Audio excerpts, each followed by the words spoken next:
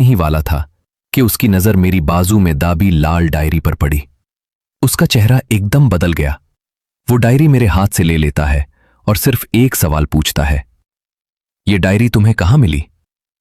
मैं कुछ बोल पता उससे पहले ही वो डायरी जीप में रखता है और बिना कुछ और कहे वहां से चला जाता है। हम उसका नंबर नोट करना चाहते थे, लेकिन जीप की नंबर प्लेट मिट्टी से पूरी तरह ढकी हुई थी। उस दिन के बाद न हमें वो ऑफिसर दोबारा मिला, न वो डायरी, ना ही प्रोजेक्ट 427 से मुताल्लिक कोई और ऑफिशियल रिकॉर्ड।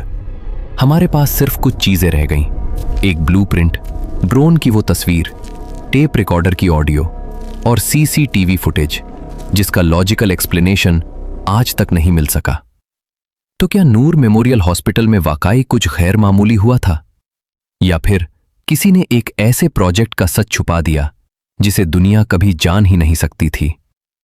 इस सवाल का जवाब आज भी हमारे पास नहीं। मैं था हमजा मलिक और ये थी डार्क दास्तान की एक और क्लासिफाइड फाइल।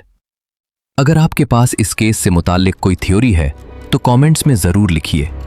हो सकता है आपकी एक बात इस फाइल को दोबारा खोलने की वजह बन जाए।